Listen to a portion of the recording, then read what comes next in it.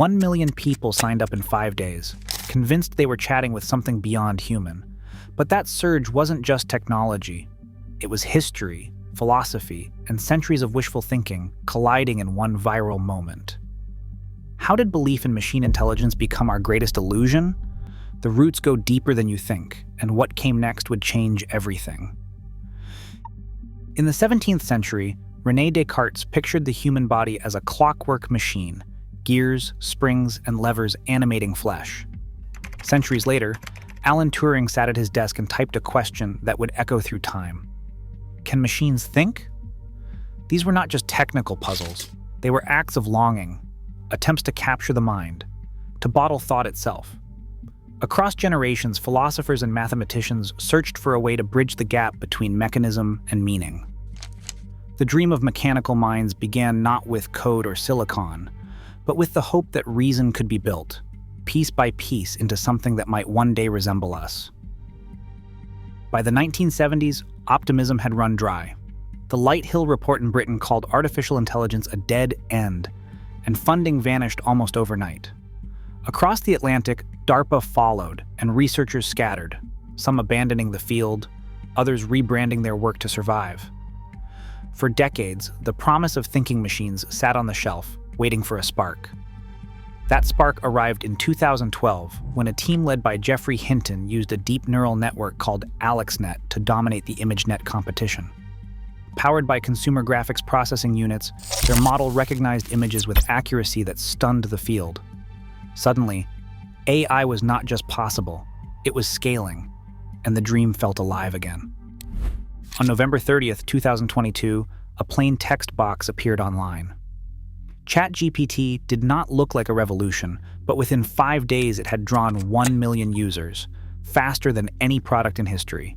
People typed in questions, stories, confessions, and the machine answered with sentences that felt smooth, quick, almost alive.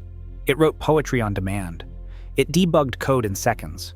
It spoke with a fluency that blurred the line between tool and companion. The illusion was complete. For the first time, anyone could talk to a machine and feel it talk back. The world's curiosity became a tidal wave. Suddenly, artificial intelligence was not a distant experiment. It was a conversation, one that everyone wanted to join. Money poured in at a speed rarely seen in corporate history. Microsoft announced a $10 billion deal with OpenAI, part cash, part a mountain of Azure cloud credits. The press called it the biggest bet on artificial intelligence yet. Days later, Google's leadership ordered a late-night merger of its brain and DeepMind divisions, folding them into a single AI powerhouse. Stock tickers flashed green as investors scrambled to catch the wave. NVIDIA's market capitalization soared past $1 trillion, driven by a global rush for GPUs that were suddenly more valuable than gold.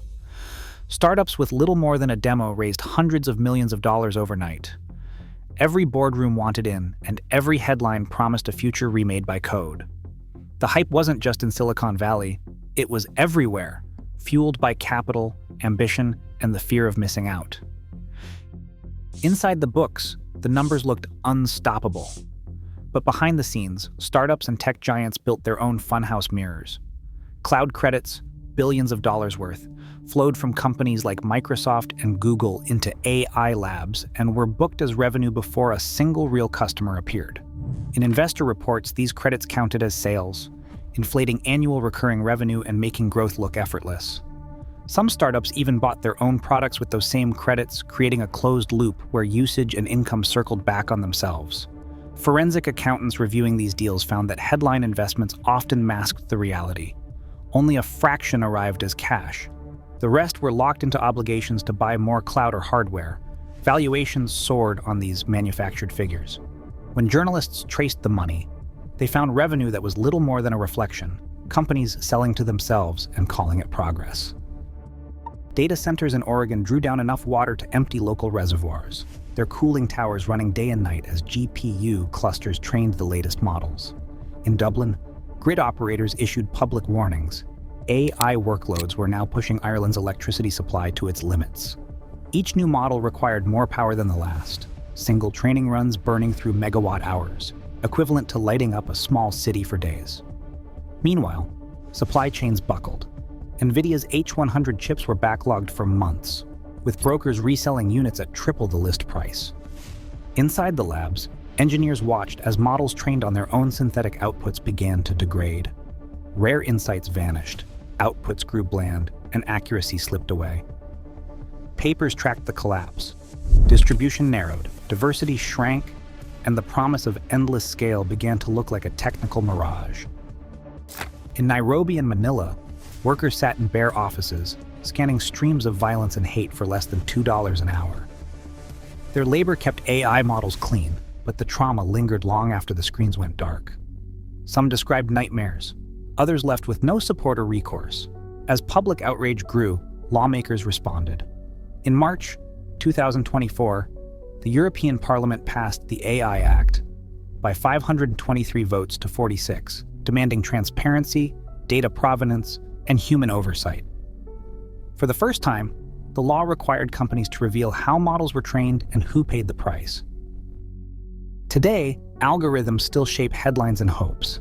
As regulation accelerates and illusions fade, one truth remains: the greatest risks and possibilities lie not in our machines, but in ourselves.